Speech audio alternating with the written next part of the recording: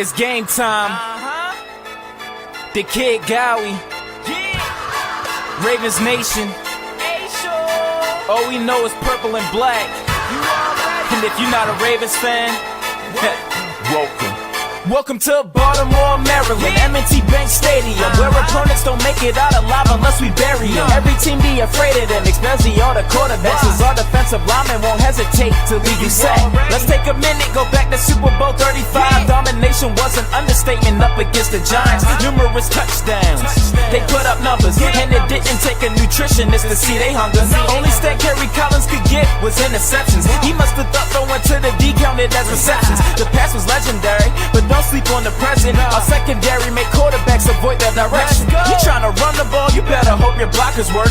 You can juke, you can spin, but your destination's the turf. This is a man's game, being soft will get you hurt. Watch the defense force a fumble and the fans go berserk. 17 weeks, only one league out of 32 squads. No one's messing with our team. We all bleed black and purple, you can check our IVs. Raven Nation fly high, watch us all spread our wings. Put your game face on, embarrass the competition. You ain't talking about the greatest if the Ravens aren't mentioned. Screw every other team, cause those dudes are whack. In Baltimore, the only thing we know is purple and black. Go! They always win when the championship's on the line. So if you hoping that they failed, then you really wasting your time. Go and ask the 49ers, I'm pretty sure they remember when they made a comeback, but weren't declared the winners. 2 rings down, but you know they won't stop now. If the opposing D's caught slipping, you know exactly how that goes. That's another deep connection for 6 points in the end zone. The stadium goes wacko as Ravens put in work. Pittsburgh Steelers, that still curtain is looking more like a skirt. So tell me who they say is gonna beat them Bengals. Who used to be the Browns until they relocated? Ravens, they are one of the greatest. There's simply no denying it.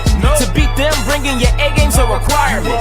With the youth of the team, I bet they still be dominant, even after the greatest linebacker's retirement. 17 weeks, only one league out of 32 squads. No one's messing with our team. We all bleed black and purple, you can check our IVs. Raven Nation fly high, watch us all spread our wings. Put your game face on, embarrass the competition. You ain't talking about the greatest if the Ravens aren't mentioned. Screw every other team, cause those dudes are whack. In Baltimore, the only thing we know is purple and black. Go!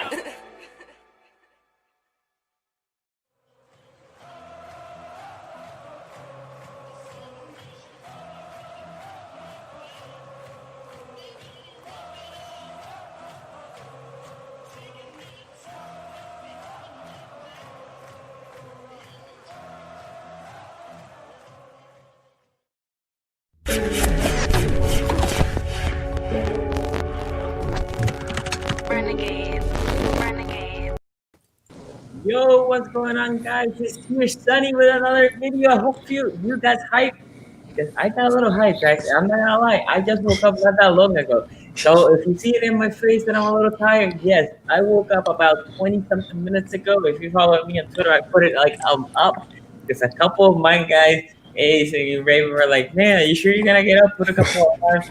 The reality is, when you're this hyped, you don't sleep well. But I needed this nap. Because, yeah, it's almost midnight here. It's about to be midnight. So if this game ends around 4:30 in the morning for me, it was gonna be rough just going straight, especially for tomorrow, especially with 2 little girls, right? It's not gonna. Anyway, we have Jose here, we have Bronny here, and obviously we have Raven coming in later. We have Nuvo coming in later. So anyway, how are you guys doing? Doing great, man. Hey, there's nothing like a power nap before a big game. Telling me that's my only sleep. Yeah, so thanks for having us on again. Yeah, man, for sure. Okay. Ravens flock, what's going on? I see the chat room. Okay, God's child. Okay, Ravens roster. All right. Yeah. Let me go roll call here real quick. The trip on Andrew Sequeira, Whoop One, Raven Rasta, Mason Tecano. Hopefully I didn't botch your last name. Joshua Abraham, by the way, 2020 president candidate. I don't mind if you're a Ravens hater. It just don't overflow the chat. You can even talk trash. I don't care. I mean, I allow trash talking. As long as we don't cross the line, as long as you don't overflow the chat, then I'll have to put you in a timeout. But anyway, thank you for coming too. Let me see here. Jorge Lopez Vallejo Castro. Let me see here. Spirit of Justice. Oh man. God's Child. Jay Will. Madman Method. Menace. The Joker. Don Dimelo. Anyway. Don Dimelo, what's good, man? Shout out to all of you. Don Dimelo, thank you for everything, bro. I always joke with Don Dimelo. We talk a lot of I follow Don Dimelo on IG, man. Yeah. Offline, dude. By the way, Don Dimelo is a good follow. If you like cooking, dude has some talent. I keep telling him, yo. He's always doing live streams about fish. Every time I see his live stream, he's doing something with his fish tank. He loves his fish thing. His fish thing, and I just got him a couple tickets for next season's Ravens. Nice. If I cannot go, my guy will go for me. So because I know he's a good look. My guy here comes from New York to watch these games, right? He's no slack, right? Anyway, let's talk about this game. Let's talk about this game real quick because I start seeing some flurries for the Ravens. They put some videos of the game. They start seeing some flurries because I heard before going to nap. So obviously I don't know what happened in this 2 hours and 40 minutes. All I know is the Packers right now are whooping the Rams, right? They're dominating. That offense is dominating the Rams right now. The Rams look like had no answer for the Rams. Anyway, do you want to talk about that game real quick? What have you guys been seeing? Man, Aaron Rodgers just continuing to build on his MVP season. I mean, he's just been unstoppable all year. And it's funny because I feel like he hasn't been talked about that much in the media. But, I mean, he's having a damn near perfect year. You know what I mean? When he's rolling like that, Devontae Adams is healthy and, just they're all on the same page. There's not much you can do about it. Yeah, I'm gonna be honest. I was getting in a nap also during that one because I figured the Pack had that. I didn't think they would be able to deal with Aaron Rodgers and Devontae. So I caught a little bit of it, but our thing is great offense is going to beat great defense every time. Yeah. So I kind of assumed that the Green Bay had this one in the bag. Yeah. Well, especially if it's becoming a game. Is it? Yeah, I just saw the score. Mayshawn put it up there. Yeah, 25-18. I don't know what happened. And then Mammoth, I will say the little that I saw, it's not like I watched the whole game, but they were talking, and then they showed that basically the Rams all been doing is punt, and they had the 2 good scoring drives, and then they haven't stopped at all. And Goff can be cooking, but if they don't stop Rodgers, then it's gonna be a problem. That's the thing. Yeah. I expect them to win. I actually think the Packers are going to go all the way to the Super Bowl. I think that's who we're going to be facing in the Super Bowl. I'm just here baffled that my guy here, Rodney, had time for a nap.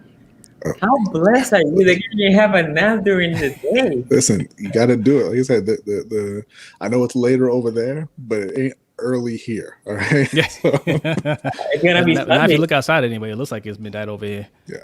It's about to be Sunday soon here. You don't have little kids, Rodney? No. That's I have all the kids though. So I'm always tired. Yeah. You can have a nap in the middle of the day. You can't. Although my wife, it might happen today. I might have to crash for at least an hour around lunchtime. Yes. Anyway,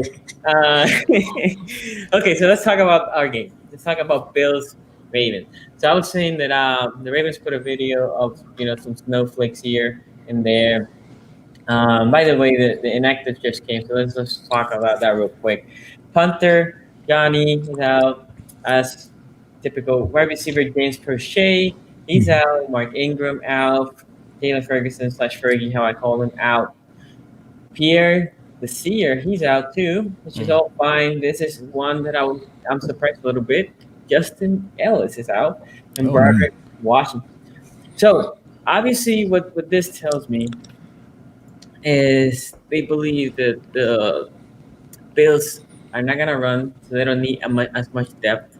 right. Yeah. They believe that their center and inside guards are not as good, so they don't need a backup center. So, not a backup center, a backup nose tackle, right? Nose So tackle, they're probably gonna put Marabike is who I'm expecting them to slot him. Mavica's been playing well too. So Yeah, he's been playing well, but he ain't a nose tackle, right? Nose Right, tackles right. are massive. He is yeah. Yeah.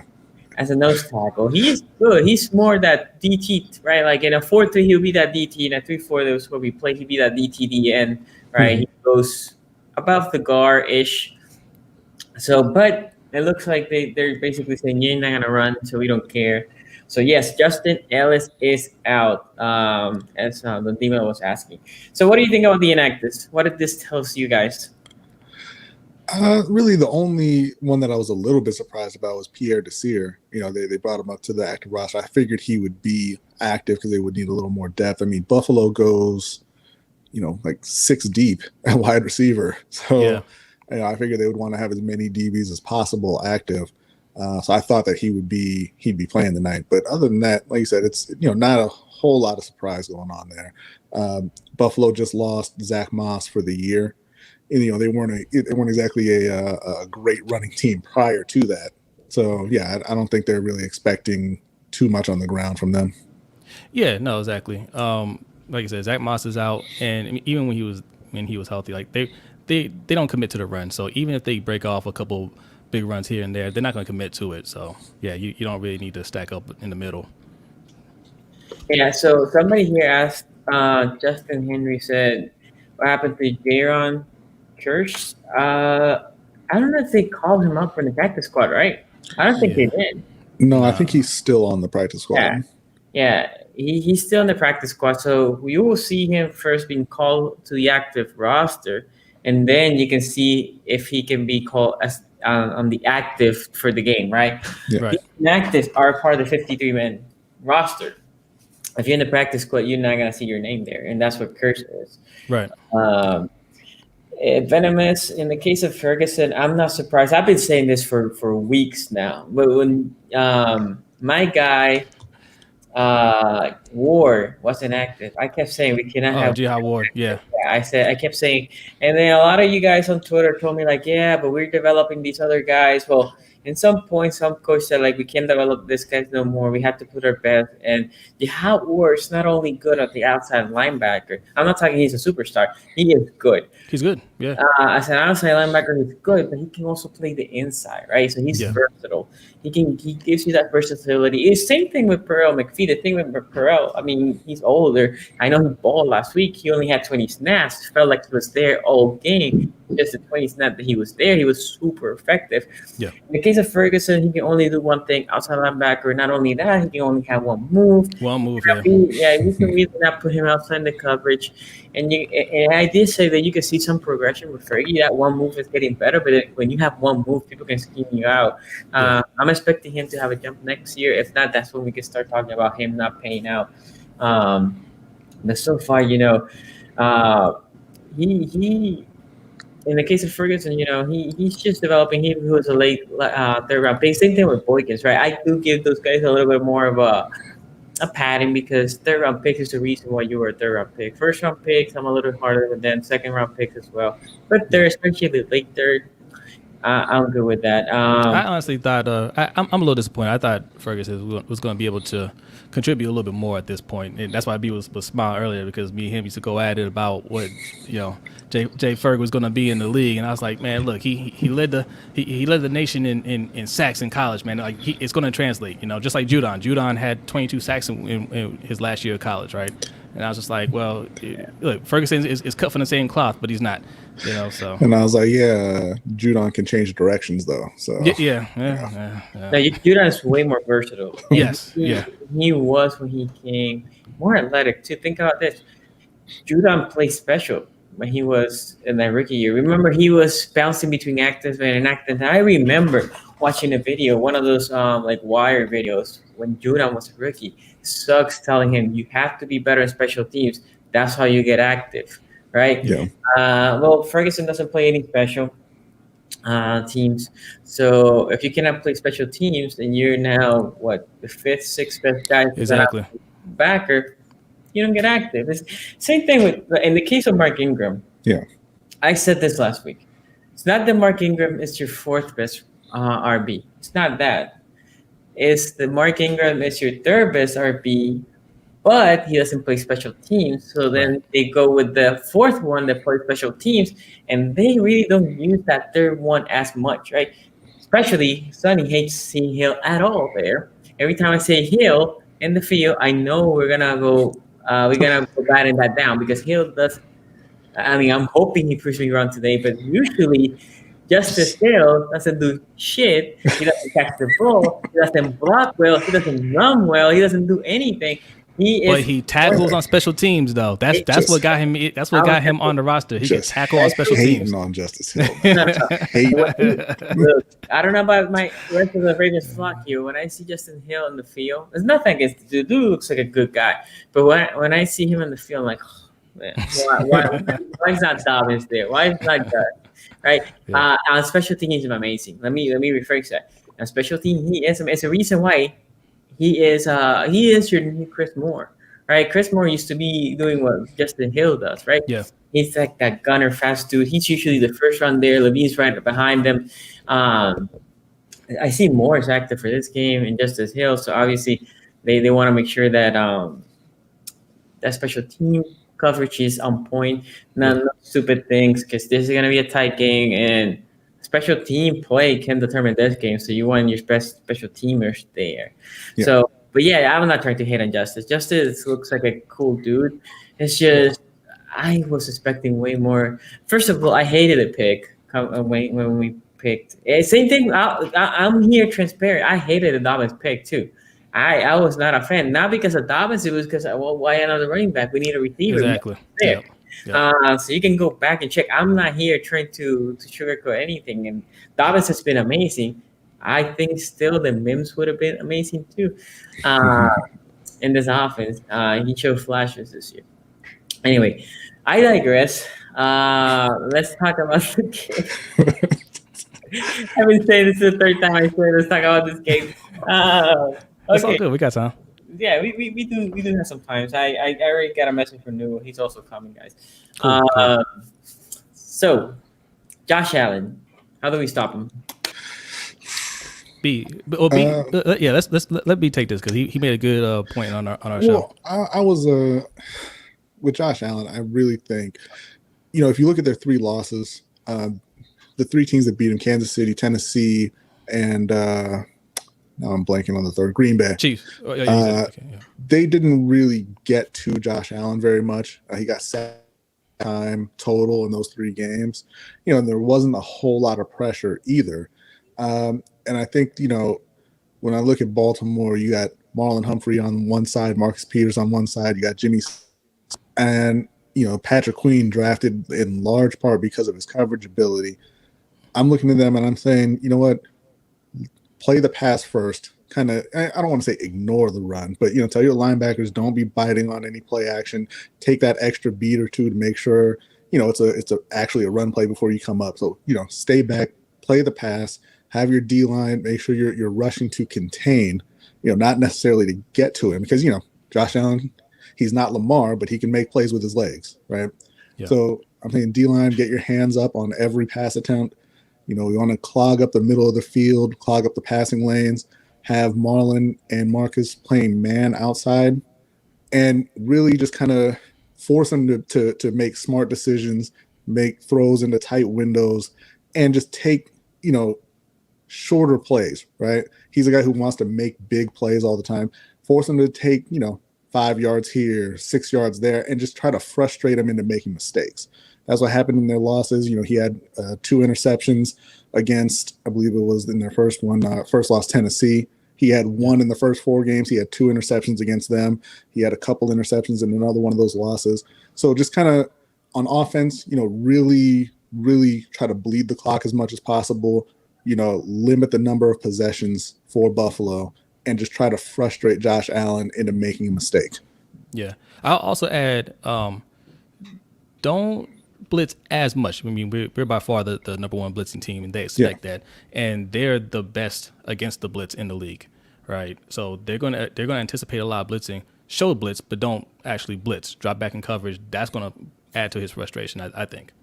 Yeah, I think confusing him, right? Confusing him. Also, this is a game, even if you blitz, I think Queen should not drop more than, or any linebacker, to be honest. If you want to blitz Queen and you want to keep their whoever LB4, remember last week, guys, I said this was a game that you're going to see more Malik Harrison and LJ4 and less of Board, right? Mm-hmm. And I was right, because those are your downhill linebackers. You're going to stop the run. Okay, this is a game that you might see Board. The problem with Board is, the problem that I have with Board, he's a little light. And because he's a little light, I don't have confidence in him tackling Allen at all. So I'm also going to expect seeing a little bit less of Board than what we saw at the end of the season. Yeah. What about Bowser? I think Bowser. Oh yeah. But Bowser's an outside linebacker. I'm talking more in the inside part, because what I want to see from the inside linebacker is we always need to keep one there. Not necessarily as a spy of Allen, but kind of, if you see Allen, then you break with him. You don't break the sack, and you break with him. You watch him for the pass. And then if he breaks, then you come and tackle him, right? And then when you tackle him, you have to take his legs out, because the dude is strong. If you go high, he's going to stiff arm you. The dude looks like a truck. He's massive. So I think linebackers are going to be key. So look for Patrick Queen to have an important game, hopefully a good game. Yeah. And either LJ4 or Harrison, whoever they put there with him, also have an important game. I think the thing also with Allen is the corners have to come and bowl. Yeah. Marlon, the thing I said this when I had the behind enemy lines with the Bills fan. We play AJ Brown. AJ Brown and my guy Diggs, they're really good, right? I said that I'm gonna say they're similar, but they're very different. They're similar. They're the number one receiver for their team. They're top in the league. Obviously, in the case of Dick, he was the top in the league. But that was a more pass-happy offense, so he had more opportunities. But what Diggs is he's a little bit faster, but also more nimble, shiftier than what AJ Brown is. AJ Brown's more stronger than Diggs.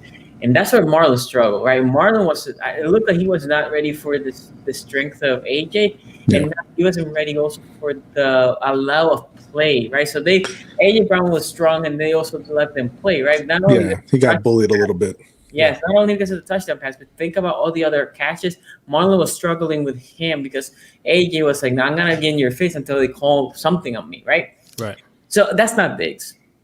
Diggs more finesse. He will beat you with speed. He will beat you with good route running. He will beat you just good, solid technique.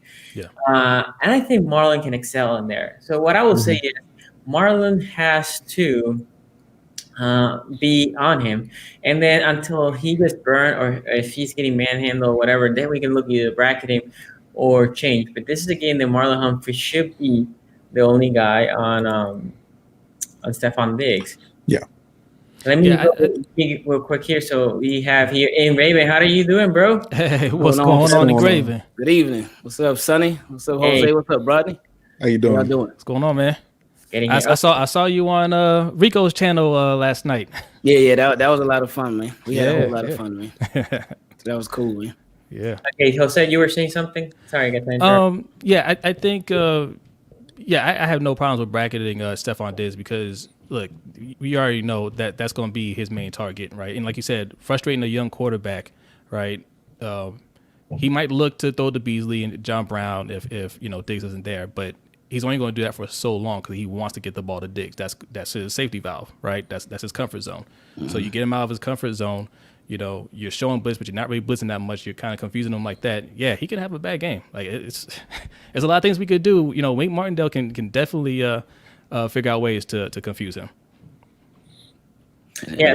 So for you and Raven, we were talking about how to stop Josh Allen, and then we segued it to the corner. So how do you think these corners are going to attack the wide receiver that they have? I say press. And I feel like it's going to be a really important game for both Matt Judon, Yannick Ngakoue, and Tyus Bowser, just the pass rushes. And because I feel like in this game, since they have so many quality wide receivers, then it's going to be important that they can get pressure with just sending 4 or maybe 5. It all depends on what the Bills offense is doing. Because Josh Allen, against the blitz, he's the number 1 quarterback in the league. Now, that doesn't mean that you play scared or anything like that. That doesn't mean that you don't blitz him. But like you were just talking about before, you just got to find ways to confuse Josh Allen. While he has been a really good quarterback this season, he's still a very young quarterback, and he is a very semi-inexperienced quarterback. He's only been in the league for 3 years. So Wink is going to really have to use his veterans and just really have to use his mind and play tricks on Josh Allen and really get that guy confused and get him all messed up in the head. But I feel like the corners, they should definitely press. And I feel like this is going to be a very important game for our safeties. I think this game is the biggest challenge for our safeties because they're going to have to be on high alert. You know, Josh Allen, he'll get the ball downfield in like 2 seconds. Yeah, they're going to have to be watching out for that deep pass big time.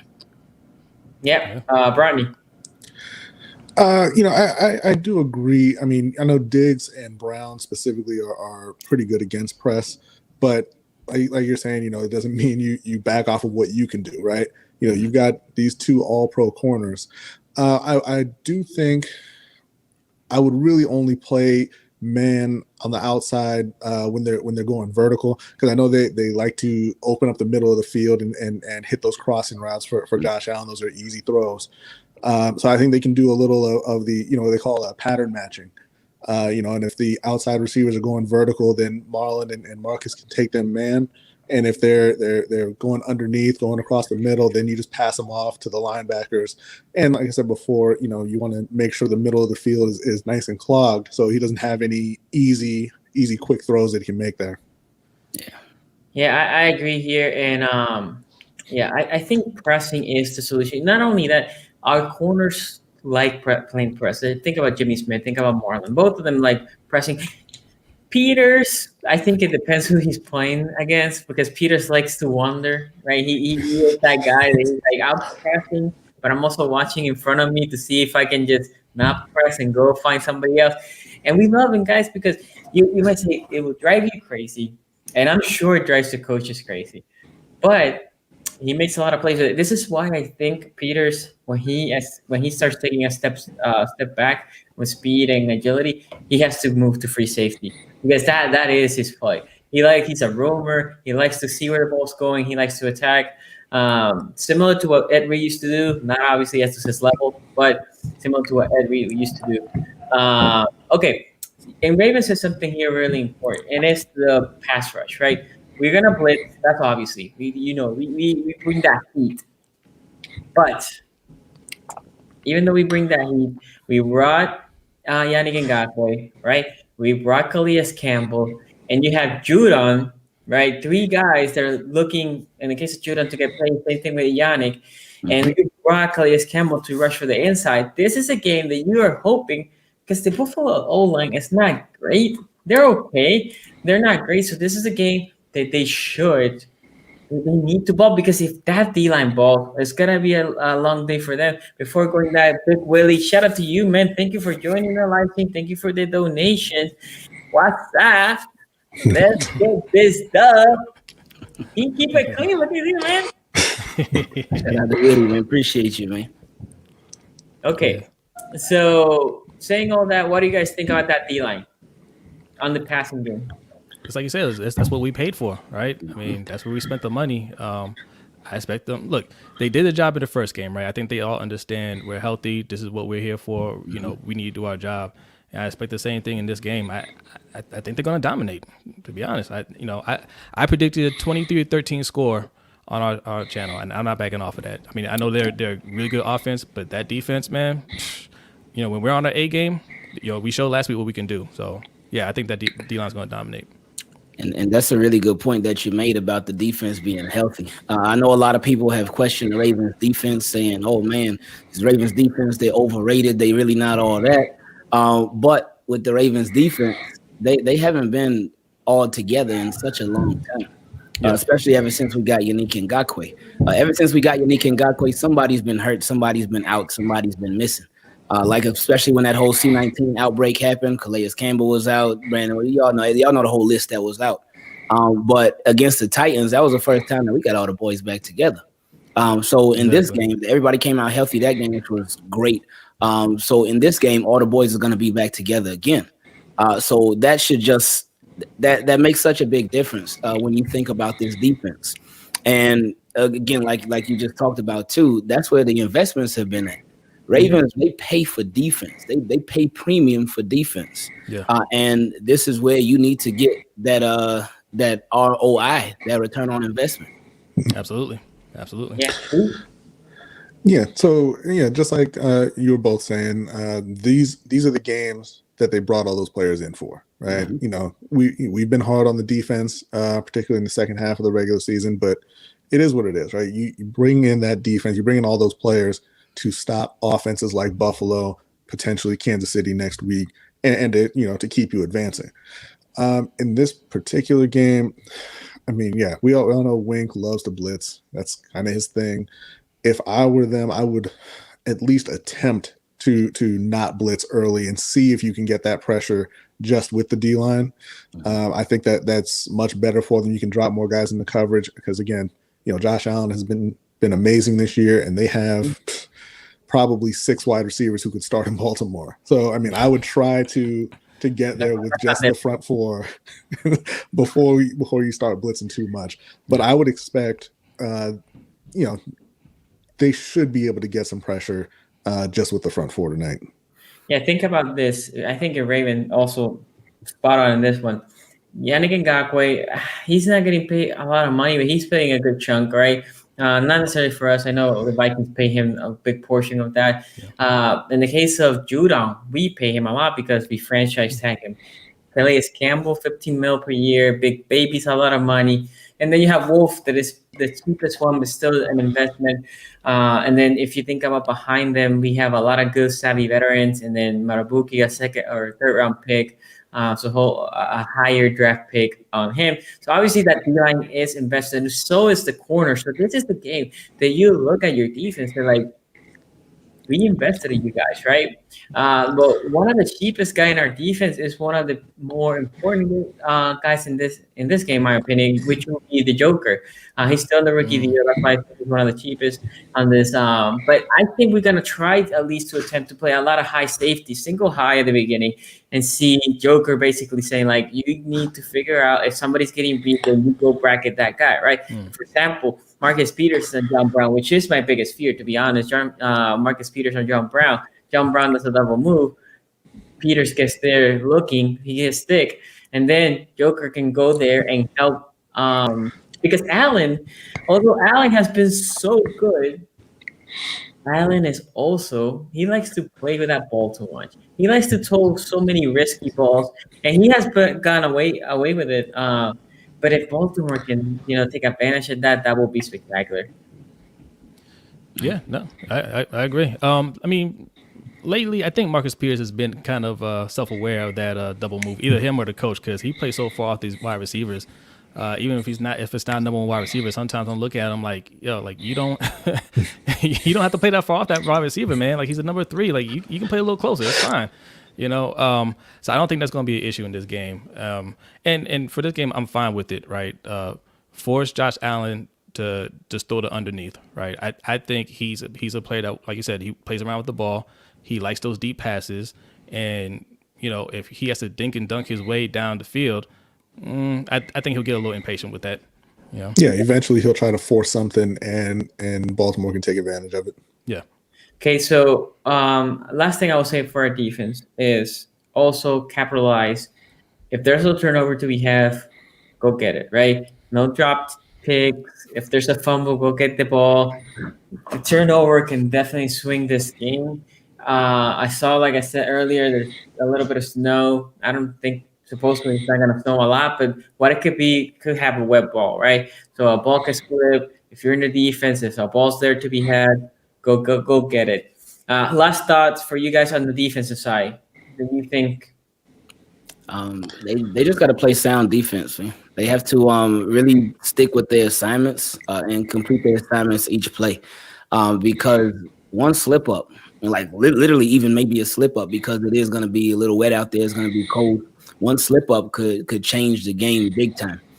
So they got to make sure that footing is right. And I know sometimes things just happen because you can't control the conditions of the weather. But the Ravens they got to be sound. And I think in this game, they really have to tackle well because since it'll be cold, every time you grab somebody, every time you hit somebody, you block somebody, you're going to feel everything that much more.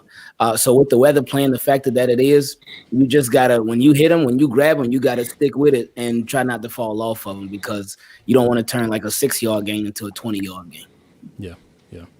I think for this game, the thing's going to give us this advantage is, and this has always been the Ravens, even with Flacco, is we're comfortable playing sloppy, right? We're comfortable getting dirty, and we can go out there and still play our game, even if it's an ugly game. Most of the time, teams, especially a high-scoring team, can't do that, right? And I think they've been rolling all year, and if they have a couple drives stall, they get frustrated, whereas that's just the norm for us. It's just business as usual. So I know, guys, that you're putting there's no snow. So it's not that it's snowing. I know it's not gonna be big on snow, but there were stories and it looked like little drizzles coming down. So that means the field is gonna be wet, right? And it's the field wet when the ball bounces, the ball's gonna also get wet. That's my point. Before we go to the offense, let's also welcome my guy here, Joe Nubo. How you doing, bro? What up, Flock? What's going on, Nubo? We're ready, man. We're ready. I would say these guys and also the chat has given me some energy. Again, I worked for 20 minutes before the live stream. And what time is it for you, man? It's 12:22. So it's already Sunday here. And it was funny because I did tweet about it. I was like, oh, I'm going to go tweet. But I know my guy Ace and in Raven, we're like, you have to put a couple of lines. I put 2. And the first one woke me up because I had a very sleep because I'm always worried oh, I'm going to oversleep. And it did happen in the game against the Cowboys. I overslept a little bit. I woke up early second quarter. So I put the phone on the corner and I started watching, and then I just fast forward the commercial. So I was able to keep to get to live, and then I start tweeting because I do like to tweet a lot. So is Raven, most of you guys during the live game. Anyway, Newell, before we go to the offense, any thoughts on the defense against Josh Allen and this Raven and this Buffalo offense? Oh, man. To be honest, man, I'm just so tired of talking about this game already. I just wanted to start, you know what I mean? It's a long day. I've been talking about it so all week long. But yeah, sure. I mean, obviously the Bills, they're not going to run the ball. Let's be honest. I didn't really look at the inactives yet, Sonny. I don't know if you put it up on screen yet. Maybe we should. Yes. I didn't put it on the screen. I can't. Hold on. I saw something from Jeff that said that they're going thin on D-line, right? Yep. Which I expected because I expected them to go heavy in the secondary for sure. Yeah, you got Justin Ellis and what was the other one? Both inactive. There you go. Oh, okay. Washington. Oh, yeah. Jelly and Broder. Okay. Oh, so that's not okay. I was afraid they sat Derek Wolf or something crazy like that. Oh, no. You know what I mean? The big one in here, in my opinion, is Jelly, right? Because Jelly hasn't been inactive. Yeah. So obviously they decided they're not gonna run. They're not that good. They're not that deep.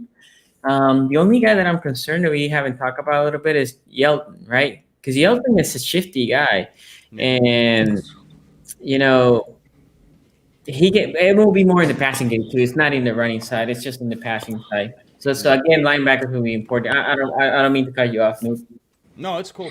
For me, man, it's us versus Josh Allen. That's what it is for me. That's if Josh Allen, and I was one of the biggest Josh Allen haters. For him coming out of college, I was not a Josh Allen guy, but he has clearly proven a lot of people wrong, including myself, because he looks real good. He looks real nice. That's right. You were hating on Josh Allen. I was a big Josh Allen hater for sure. I was. But that's what it is, man. And I was looking at little clips that they were uploading, and it does look a little windy. The snow doesn't look to be too much of a factor. So we'll see. Maybe we'll get Mr. Josh Allen that likes to overthrow his receivers. That would just be perfect. I would love if we could see that, but that would will be a challenge. That will be okay. So let's flip it, right? Let's flip it. Our offense against our defense. In Raven, I'm gonna give you the first take. How do you think Lamar has to play in this game? Lamar has to just continue to play his game, and he has to continue to be sure of himself, be sure of his throws, be sure of his run, be sure of just his game. He's gotta play mistake-free football or turnover-free football, even though he has been getting it out of his system early on in the games, and then the outcome of the games has still been pretty good. But we would hope that he wouldn't have any turnovers, and he just got to continue doing what he's been doing. It doesn't really need to change anything up. Continue to get the different receivers involved. Continue to go through your reads and just continue to do your thing. So I don't think anything really needs to change with Lamar. Just do your thing. Do what you got to do. And what you're doing. Yeah, I love Lamar. I think he's one of the top quarterbacks in the league. I don't listen to pocket passer kind of stuff. And this is probably going to be the only time you ever hear me actually say this. I don't really want to see him throw the ball at all. Buffalo can't stop the run. I want to see 20 plus carries for Dobbins, 10 plus at least for Edwards, maybe another 10 plus for Lamar, and just keep doing it until they prove they can stop you. And like I said before, they don't really want to get into a shootout with Buffalo. I don't think they have the weapons to keep pace with them. So I want to see them right from the beginning bleed the clock and limit the number of possessions. Jose? Yeah, I think it's real simple. If they can't stop us running, it's over. We control everything, right? If they cannot stop us running, if they're just going to keep giving up the run, we just keep running and control the clock. And look, I'm sure they're going to try to do some sort of containment, right? Everybody tries to do that, and that's where they get in trouble, especially this defense, this Buffalo defense, because they're also not good defending tight ends, right? So if they're leaving that middle open for Andrews to eat, it's going to be a long game for them. So yeah, if we can control the ball running, which I think they will. Like if they try to contain us, Lamar can hit his tight ends, he can hit Hollywood, he can make those plays. But if they can't contain us and they can't stop that run, like Dobbins and Gus, 23-13. That's what I predicted. 23-13. They're not going to have enough time to really put up some points. No. Yeah, a lot of people say that it's going to be a high-scoring game. A lot of Bills fans, their consensus seems to be like, it's going to be like a 38-35, 41-38 game, and I'm like, I don't think so. I don't think either team will get into the 30s, to be quite honest. It's how I feel about it. But what I'm curious to see is if they're going to try what the Titans did last week, which is where they put safeties out there instead of linebackers, right? They went back to the old Chargers strategy against our offense. So I don't think they'll do that, though, because you don't want to take Tremaine Edmonds off the field. You don't want to take Matt Milano off the field necessarily. Right. So I don't know. I don't think they're going to do that. And Lamar could break those ankles, man. And, as good as those linebackers are, a linebacker can't keep up with Lamar. So we'll just have to see, man. It's as long as we play our game, I think we should be fine, right? Greg Roman is really the X factor here. Let's be honest. So I would say this with Lamar Jackson is on passing plays, not to overly hold the ball. Yeah. So I think his biggest runs will come in the passing game. As soon as they snap and they see him passing, those defense that are there near the line of scrimmage, they're going to start relaxing a little bit. Lamar, in that point, tends to hold the ball just a little bit. Go through your progression and fun, but if nobody's open, don't wait for somebody to get open. He alluded this that he was doing that early in the season.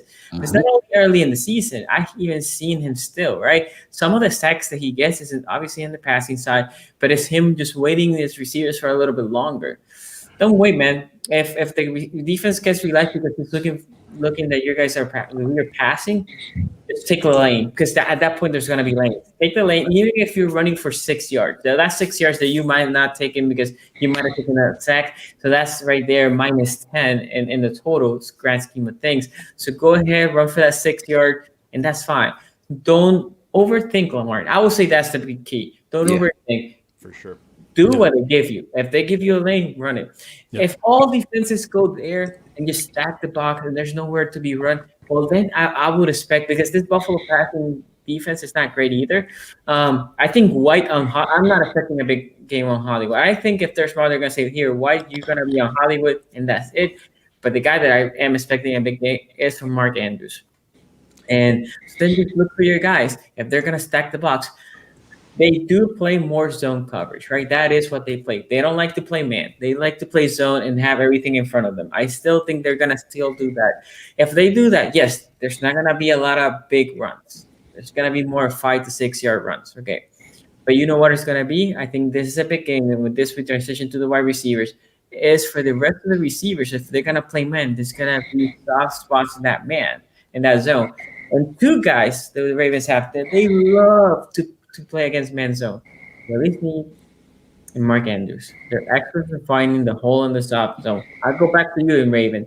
What do you think the tight ends and receivers need to do in this game? What is your expectation? Exactly what you just talked about. Finding them little spots. If the Bills do end up playing zone, and just like you mentioned as well, that's Mark Andrews all day. And that would be something big for Willie Snead as well. In Hollywood, he's been coming into his own recently too. So those receivers, what they need to do in this game, especially, because we know not every single route that they run is going to work. Not every single play design is going to work to perfection. So when it does break down, because Lamar's not always going to have the best protection from his offensive line. So when things do break down, you got to come back to the ball. Come back to the ball. I've seen it too many times throughout this season. Recently, it's been getting a lot better. But we've seen it too many times throughout the season where the receivers, they'll keep running their routes. They won't turn around and check for Lamar. And Lamar will be running around, scrambling, trying to buy some time, and they won't come back to the ball. So in this game, they need to do just that. They need to find ways to help their quarterback out. Yeah. I agree. That's the problem I have with having young wide receivers, right? Because, you know, we got first and second year wide receivers. So, I mean, that's why it's important having guys with experience. Yeah, Snead is, I would say Snead and Mark Andrews are the best on doing that. And Hollywood does it, but Hollywood does it a little bit different. He says, I'm not coming to you. I'm just going to scramble more away, and hopefully we break. That's how the Cleveland play happened, right? Because Hollywood, and I mean, that's a specialty, because if they really just are looking in the backfield and Hollywood can just run, Lamar can just throw it out there. Hopefully he can get it, right? B, what do you think? Man, I'm gonna stick with what I said before. What the wide receivers and tight ends need to do tonight is block, because they need to run the ball, run the ball, run the ball, run the ball. I do agree with you guys about Snead. You know, I think that's he brings that kind of value that the other guys don't bring. Mark Andrews, in theory, yes, but I've got to see it from him. There's been too many big games where all he's doing is dropping the ball. Yeah. So I'm not, I'm not relying on Mark Andrews. I do like the idea of getting Willie Snead more involved than he has been recently. But like I said, I'm going to stick with run the ball until they force you to stop. Okay, Noob? No, I mean, I agree with Brodney there, but I want to answer your question with another question. All right, do you guys think that they might potentially put White on Mandrews? Do you think that that's a potential matchup that they might do and leave Levi Wallace and that other guy, Taron Johnson, on Hollywood and let him get burnt? Or are they just going to say, okay, White, you're following Hollywood all game? But the problem, I think, with Mandrews and White is a smaller frame corner. Right. If they do put that, I think we need to then try to get it to Mandrews high, right? Because the problem with Lamar, sometimes he throws it low. But that's when you say, okay, Andrews, you're going to go in a hitch route or something like that, curl route. We're going to give it to you, throw it high, because then White is physically at a disadvantage. What I think, if anything, they might say, okay, we're just going to play our zone and we're not going to follow anybody. I can see that, right? Because at that point, White might play against Mandrews, but it's going to be a zone coverage scheme, not necessarily following it. But I don't see them putting man-to-man, especially Mandrews goes to slot. I feel like White likes to play a little bit more on the wide side. I don't know. What do you guys think? Yeah, I don't think they're going to have White follow anybody. To be honest, I don't think any Ravens receivers have earned that. There's not really any point in saying, hey, our top guy is going to follow, whoever around, because like I said, they haven't played up to that yet. They don't have those kind of receivers. I do think that they'll stick just with what they've been doing all season with their zone. And, I think they're really going to kind of come out and say that, hey, Lamar can't beat us. We're going to focus on shutting down the run game. Is how I think they'll look at it. Okay. Anything else, Jose or Raven? No, I mean, we pretty much covered everything. I don't see Tre'Davious White like Rodney said. None of the Ravens receivers have really earned it like that. I mean, if anybody has earned it, you would have him on Hollywood to really take away the Ravens, their deep threat, and to really challenge the Ravens too. Because while we know Hollywood is the obvious deep threat for the team, that would really challenge the Ravens to be like, okay, what are we going to do now for a deep threat if Tre'Davious White continues to take Hollywood out the game? Are we going to try to still find ways to get Hollywood involved with different routes? Or are we going to try to use another deep threat that we have who we really haven't been using too much recently, and that's Devin Duvernay. I just don't see anything where Tre'Davious White is on any of the tight end. Well, just on Mark Andrews because he's the only tight end that's getting receptions. Yep, I agree with that. Okay, so we all expect the Ravens to do big on the running side, right? We say run the ball. Gus Edwards, JK, obviously Lamar. The Bills present a challenge into, even though they're horrible against the run, I like that guy Edmonds, right? I do like him. He's fast, he's physical. Yep. So do you guys expect by any chance that they can slow this game, this running game? And when I say slow, to keep us under $150. Do you guys expect us to be under $150? No. Barney wasn't sure there. It looked like because when you said slow down, I was thinking 200. So no, I don't think they can really. If Baltimore comes out and commits to it, because that's the other big thing, right? I know when you mentioned that Greg Roman's really the key. The Ravens coaches had to come out and not panic. Under no circumstances should Baltimore have ever had 59 pass attempts in a playoff game, right? I mean, I'm a guy who loves to pass the ball. So as long as Baltimore commits to running, I don't think they can hold them under 150. No. Okay. Yeah, I think, look, the difference between our defense and their defense, and Coach Evans said it, he said it last week, we're probably the most versatile defense in the league, right? So we can commit to stopping Derrick Henry 1 week and then just commit to, slowing down their passing game the next week. We had the talent to do it. It's not the same way over in Buffalo, right? So they try to commit to stopping the run, and they're not good at stopping the run. They're not playing to their strengths. So I don't know how committed they're going to be to try to completely shut down the run. They're going to try to slow it down. They're going to try to contain Lamar, but their goal is to try to get him to pass the ball. I think their strategy is slow them down in the beginning, try to build up a lead to force them to be one-dimensional. So as long as we can get out, if we can score early, that's going to really hurt them. I agree. And with like you said, especially if we can get up early and they can't stop us, especially if they can't stop the run game and we go up early, that's like a double whammy. Because if the Ravens are running the ball and you can't stop it and they're scoring points, they're not only jumping out to a lead, they're controlling the clock too. So that makes it that much more frustrating for your defense and just really for your entire team. And that puts more pressure on your offense too. That can end up forcing them to be a lot more one-dimensional too, especially since they don't really run the ball that much anyway. Exactly. So that can only do good for the Ravens. So yeah, Ravens need to, like Nubo said a while back, Greg Roman is a big X factor in this game. Of course, execution is everything too, but Greg Roman, he's going to play a big X factor in this game. Noob, anything else, man? No doubt. No, I mean, most offenses, the question is, can you keep them to under 100 rushing yards, right? For us, I think it's more, can you keep them to under 300 rushing yards, right? No, I think we can truly run on anybody. We truly can run on anybody. So yeah, I'm not concerned at all. Really not. I would be shocked if we have any less than 150 yards. It would just be like, what? It's either Roman, it's something crazy has to go down. We do the ball 65 times again. Exactly. Something crazy has to go down for that to happen.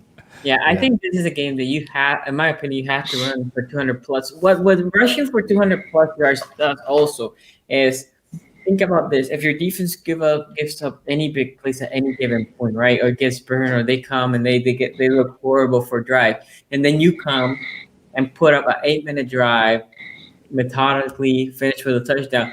That gives the defense time to reset. That gives the defense time to take their breath. and that makes the game. If you can control the game on the running, even if they come and score in 2 minutes, and then we come and score in 8 minutes, but that's great because our defense now takes a breather, and they can come and ball again. They have time to see what happened in that drive, right? To study it on the sideline. So time of possession is big. And then a little bit even more into that is what in Ravens said. If the Ravens do go up to a lead, let's say we're up 14-10, right, or 17-10 or something like that, and we're just running the ball, oh, it might be over because even if they score and then we just go back, let's say we're up 17-10 and they score 17-17, and then we can come back and just slow the game down again and put another long drive and score a touchdown, right? And then the problem is now that, as Raymond's saying, it puts pressure into that offense. I need to score. And that offense does it with big passing game, right? So when you pass the ball, and if the conditions on the wind side are not great, that leads to turnover. So again, running the ball is important for the offense. Obviously, turnover free, no fumbles. That's the main thing. Make your style, because Lamar threw that big pick last week. Big-ish. The good thing was it was a deep pick. And that's the reason I say pick-ish. A bigger problem would have been if you throw a pick and you're under your own side. Now they have a very short field. In that case, that wasn't the case. Like Big Ben was doing against Cleveland, he was just throwing picks there for them to score really quickly. And that's a little big on the Steelers. I like that. Just a drive-by. Yeah, That's the other thing too about our defense, right? And it goes back to what we said before. That's why we paid you, right? So even if we have a turnover on our side of the field, hold them to a field goal, right? We understand you're in a bad position, but you're a great defense. So keep them out the end zone, right? Keep it to 3 points. It's not the end of the world, and that's exactly what they did last week, right? It was a bad pick, held them to a field goal, and we got right back in it. So okay, so before we round this up, down there in the description below, there's the channel information for Nubo, for InRaven, for LBHT. For them, there's the podcast, but you can look for them on YouTube on LBHT. At the end, they're gonna put everything everywhere that you can find them. So let's talk about game prediction, right? Because we're about to be in an hour for this stream. That's usually where I like to keep them because we're approaching game time, right? So I'm gonna start with Jose since you already gave your game prediction. So you can sum it up a little bit. What is your score prediction? What do you think is gonna happen? And then we can keep going with the guys. yeah, man, 23-13. I know it seems low. I know those Buffalo fans are thinking, man, the disrespect, right? But I think we come out early and we put up some points early in the game. That's going to make them more one-dimensional, right? I already don't think they're going to run the ball that much, but they completely abandon the run. That plays into our hands, right? And I just don't think they can really stop us running, even if they try to commit to it. I don't think no defense fully commits to stopping the run the way we run the ball, right? So, and they're already not good at it. So I think we can control the clock. And 23 points, 23-13. That's my prediction. Okay, B. So, that sounds pretty low. I'm going even lower than that. I think it's going to be a really sloppy, physical game. I think Baltimore is going to run. And I think they are going to be able to really frustrate and slow down Josh Allen.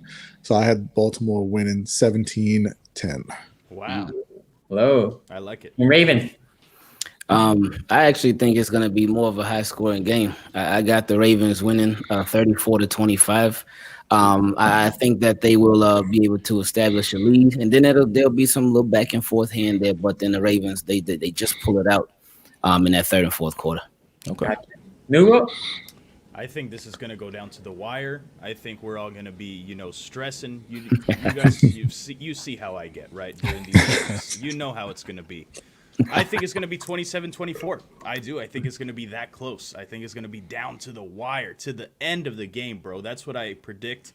And somehow the Ravens find a way to pull it out at the end there. So one thing I'll add here, Sonny, if you don't mind. Go ahead, man. I said a successful season for me was one playoff win.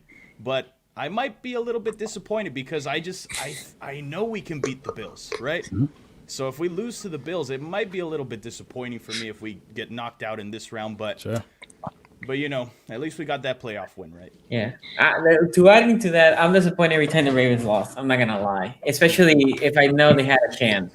The Ravens, I think they went similar to New, I guess, like 30-27, late field goal for Justin Tucker. This is going to be a hell of a game. One thing that I forgot to mention also from the outside linebacker, I said this last week against Derrick Henry. I think it's true again. You as outside linebacker, if for some reason there's a play action or run to the other side, just stay in position. Just guard that weak side. Don't over pursue because Allen might keep it and he will run to the other side. So that makes sure that I think if we play discipline, if we play in our game, this is a game that the Ravens should take, but not an easy game. Different from Newville, I don't think this team is a team that you can say that the Ravens can easily beat. I think the Buffalo Bills are a really good team. They're at home. But I do think the Ravens are a little bit better. They're playing with a chip in their shoulder, and they love playing the underdog games. So I'm going Ravens 30-27. With that, guys, let's roll it up. LBHT for both of you, where they can find you. All right. Like you said, Lunch Break Hot Take. You can Google us, or you can just put it in your search box on YouTube. Lunch Break Hot Take. We will pop right up. Also, we do a podcast, same name, Lunch Break Hot Take. You can follow us on Twitter, Instagram, Facebook at LBHT Show. We are also on Sportscaster. You can find New Boy, I know, LBHT Show. So check us out, man. We do NFL, NBA, UFC, boxing, all that good stuff. So every Wednesday we're doing a weekly live show, Wednesday at 7 p.m. So come through. And just to add on real quick, if you enjoyed us on the show, we are looking. Our goal for the end of the month is to get to 250 subscribers on YouTube. Yes. So please, check out the show, hit subscribe, and like. Hey, go check them out. We have around 180 people. Go check their channel up. Subscribe. Also, hit that like button in this video. Subscribe and hit the bell. And Raven, Mr. Raven here. Where you can find you, bro? It's Team Keep It Clean. YouTube channel, Twitter, Instagram. Everything is Engraven Vids. Of course, we post videos daily, not only about the Ravens, but just about the NFL in general. So feel free to swing by, stop by, give us a subscription. But no, Sonny, I appreciate you having me on. I appreciate you having us all on, us all getting together. So thank you for that, man. And let's beat these Bills. Hey, I'll take it specifically also because you guys helped me with the energy. But hey, also don't forget, Raven now has a podcast. Go check that wherever you listen to podcasts. My guy here is diversifying the channel, so go check the podcast out. Nubo, where they can find you, bro? Yes, sir. NF Podcast Live is the Twitter. It's also the name of the podcast. I am Joe. Muted myself. There we go. Okay. Or you muted me, Sonny. Thanks. So my bad. Did I go too far with the No. Go ahead. Sorry. No. Okay. Joe Nubo on YouTube, Instagram, TikTok. I'm not really on TikTok too much, but I'm on there. Just look up Joe Nubo. You should be able to find my stuff fairly easily. And I'm going to be streaming during the game, man. So, if you guys want to pop in, you're welcome to. I would say Nubo has hilarious TikTok videos, although I don't watch them in TikTok because I'm not into TikTok. I'm not that hip. But you put them on YouTube, you put it on Twitter. I do watch, and they're funny as hell. So go check my guy Nubo. Also, congratulations. I know you hit the 10K not that long ago. I did. Thank you, man. It was a great milestone for sure. For sure. And for those of you, for some reason, that think that me and Nubo somehow, because we don't stream together, we have anything going on. No. Not at all. The problem with me and Nubo is we are 8 hours apart time-wise, right? So he's literally on the other side of the world, bro. Yeah, East Coast on 5 hours. Yeah. Nubo is in Cali, so we're 8 hours. So yeah, man, I think that's the big thing. I have pop up here and there, but it's hard. It's hard because 8 hours is a lot. It's a working there. Anyway, Thank you everybody for joining. Let's go Ravens. Let's beat this Bills. Like said, let's take this game. Thank you for joining the live stream. We will see you next time. Peace out. Peace out.